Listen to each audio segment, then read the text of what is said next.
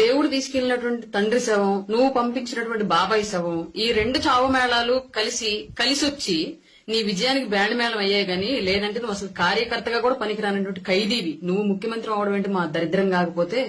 ప్రజలు 11 సీట్లు ఇచ్చి నువ్వు చేసిన పాలన చాలే బాబు, ఇంకా ప్రతిపక్ష హోదా కూడా అక్కర్లేదు, విపక్షంగా వెళ్లి కూర్చొని అసెంబ్లీకి పంపిస్తే, అసెంబ్లీకి వెళ్లి కూర్చొని 11 నిమిషాలు కూడా ఉండలేక పవన్ కళ్యాణ్ గారిని చూసి వచ్చోసుకుంటూ ఉరికొచ్చిన ఉలిపిరిగాడు బయటకు. నువ్వు కూడా పవన్ కళ్యాణ్ గారిని మాట్లాడమేనా?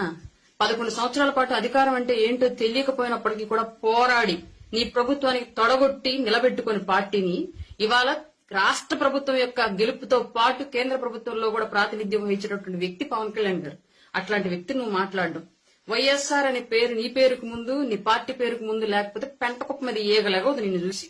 నువ్వు కూడా మాట్లాడటం బా చండాలంగా. ఇక రాజకీయాలకు పనికిరావు గానీ సర్దుకో సల్లగా, కేసుల వారం తేల్చుకొని ఆస్తుల సెటిల్మెంట్లు చూసుకో. ఇంకా చెల్లి తల్లి కూడా ఉమ్మెత్తేస్తున్నారు. ఇక నీకెందుకు? ఇంతకు ముందు ఆంధ్రప్రదేశ్ రాజకీయాల్లో కేఏ పాల్ గారు ప్రెస్ మీట్ పెడితే జోక్ ఏముండిద్దని చెప్పి చూసేవాళ్ళు. ఇవాళ ఆయన చూడట్లా, ఆయన మరిపించి జోకర్ పోయి ట్రోలర్ నువ్వు అయ్యావు ఆంధ్రప్రదేశ్ లో. నువ్వు ప్రెస్ మీట్ పెడితేనే మేమర్స్ వచ్చేస్తున్నారు ఏం మాట్లాడా అని చెప్పేసి. అట్లాంటి సిచ్యువేషన్ అయిపోయింది నీది. నువ్వు పెద్ద నాయకుడివి, కర్మగాలి. ఆంధ్రప్రదేశ్ దరిద్రం కొద్ది ఏదో ఒక్కసారి ముఖ్యమంత్రి అయినంత మాత్రం నువ్వు పెద్ద దేశకి నేతలాగా నువ్వు ఫీల్ అయిపోయి మాట్లాడడం మేమందరం వెర్రిపప్పల్లా వింటాం.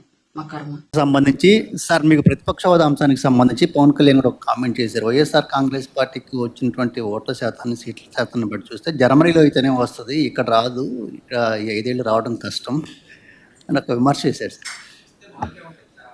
ఆ మనిషి కార్పొరేటర్కి ఎక్కువ, ఎమ్మెల్యేకి తక్కువ. జీవితకాలంలో ఇప్పుడు ఎమ్మెల్యే ఒకసారి అయినాడయ్యా.